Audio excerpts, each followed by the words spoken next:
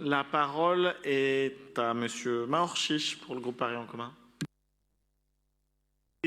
Monsieur le maire, mes chers collègues, j'avais prévu une intervention assez courte, mais la prise de parole de mon collègue Laurent Sorel m'oblige à faire un prélude à mon intervention, qui est « Qu'avons-nous raté ?»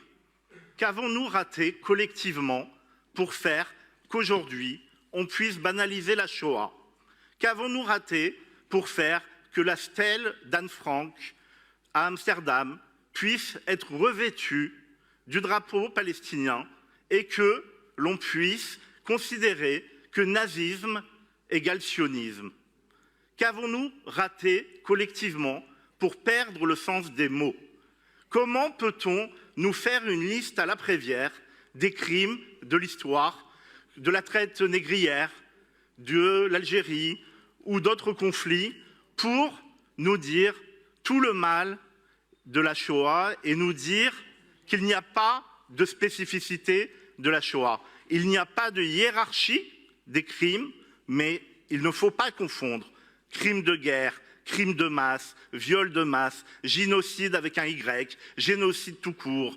Et si nettoyage ethnique, apartheid, si l'on n'est pas capable d'avoir les bons mots et de regarder l'histoire avec les bons mots, alors on n'arrivera pas ensemble à combattre ce fléau. Parce que je suis convaincu, cher Laurent, que tu combats l'antisémitisme. Mais il faut aussi que parmi les tiens, parmi LFI, tu dénonces ceux qui banalisent aujourd'hui l'antisémitisme, qui banalisent la Shoah en la comparant à des choses qui ne le sont point. Et si tu ne le fais pas, alors tu participes à la montée des haines.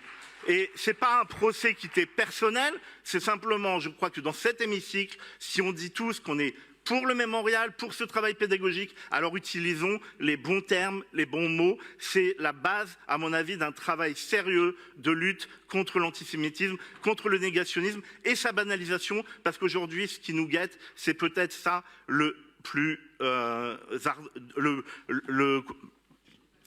ardent. Je voulais dire, plus jamais ça, le plus jamais ça, il y a beaucoup de gens qui disent c'est maintenant.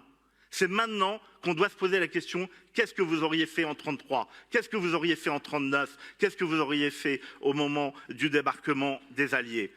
Le pogrom qui a eu lieu à Amsterdam en Europe, après un an de flambée de haine du juif, de haine antisémite, nous interpelle. Comment combattre ce fléau? Comment faire que cohésion nationale? Comment faire que l'ensemble de la société s'engage contre les haines? Le mémorial de la Shoah a lui-même été la cible d'actes antisémites. Face à ces dégradations, je tiens à rappeler le soutien de la ville de Paris à ses équipes, à ce haut lieu de mémoire française et qui, tout au long de l'année, fait œuvre de pédagogie et de transmission aux plus jeunes.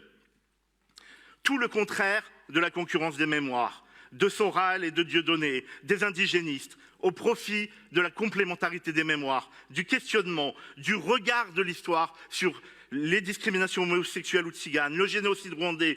Oui, on doit se questionner, cher Laurent, mais on doit analyser finement comment le processus de haine et d'exclusion a conduit à l'erreur et ne pas tomber dans la généralisation et la banalisation. La visite des lieux de barbarie, financée et organisée par le mémorial, permet évidemment de s'interroger sur comment certains ont pu être passifs, d'autres collaborateurs et d'autres faire le choix de la résistance.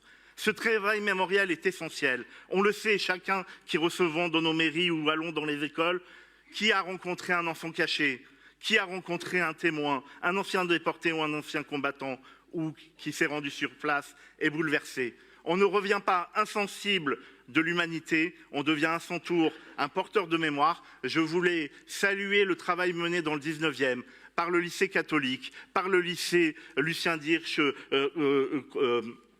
les lycées publics, qui sont chacun de leur côté allés à Auschwitz, allés à Mauthausen, mais ont fait se rencontrer leurs élèves pour construire une république apaisée, une société apaisée et partager leur parcours, leurs photos, leurs questionnements. Et certes, ces voyages nous permettent d'éduquer contre les haines, mais assurément, le mémorial y concourt de manière puissante. Je vous remercie.